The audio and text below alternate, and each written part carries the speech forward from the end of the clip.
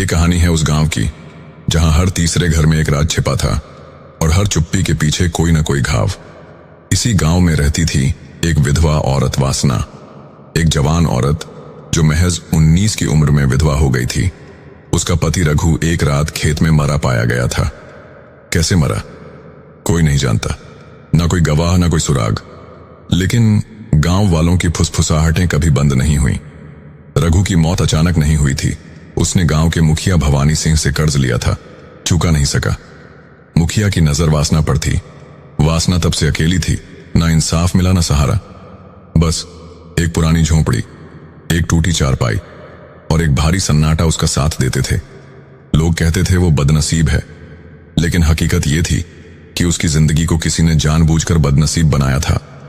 गांव का मुखिया भवानी सिंह एक रौबदार आदमी, लेकिन अंदर से खोखला और हवस से भरा हुआ। उसके पास ताकत थी, पैसा था और हर वह तरीका जिससे वो मासूमों को दबा सकता था। वासना उसकी नजरों में शुरू से ही चुभती थी, जवान, सुंदर और अब अकेली। मुखिया को पूरा यकीन था कि एक दिन वो उसे झुका देगा। वासना ने कई बार उसकी बातों को नजरअंदाज किया। खेत पर जाते वक्त उसके रास्ते बदल दिए, पानी भरने का वक्त बदल दिया, लेकिन हवस की नजरें वक्त नहीं देखती। और फिर वो दिन आया जब भवानी ने अपनी हदें पार कर दी। वो एक शांत रात थी, गांव की गलियां सुनसान थीं, बिजली कड़क रही थी। वासना अपने आंगन में चूल्हा बुझा रही थी, तभी पीछे से दरवाजा खुला। कौन है? वो चौंकी। मैं भवानी।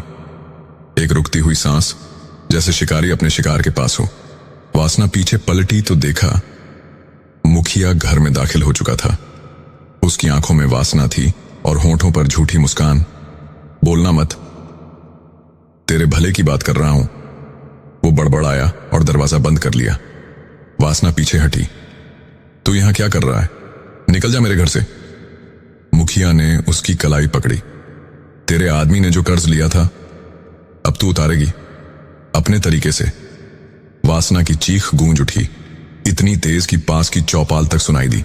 गांव के कुछ लड़के दौड़ते हुए आए। दरवाजा तोड़ा गया।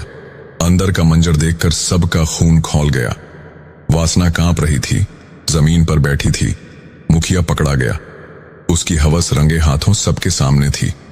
गांव की पंचायत बैठी। पहली बार किसी ने खुलकर मुखिया के खिलाफ बोला। गांव में हंगामा मच गया। भवानी पर रघु की हत्या और बलात्कार की कोशिश का मुकदमा दर्ज हुआ। पुलिस आई, मामला कोर्ट तक गया। 6 महीने बाद अदालत ने फैसला सुनाया। भवानी सिंह को उम्र कैद की सजा। वासना पहली बार सुकून से मुस्कुराई। उसकी चुप्पी आज गूंज बन चुकी थी, इंसाफ की गूंज। वो अब गांव की लड़कियों को पढ़ाती थी, उन्हें बताती थी चुप रहना सबसे बड़ा जुर्म है और सबसे बड़ा डर भी। वासना अब भी अकेली थी, मगर अब कमजोर नहीं। उसकी चुप्पी अब डर नहीं, हिम्मत की पहचान थी।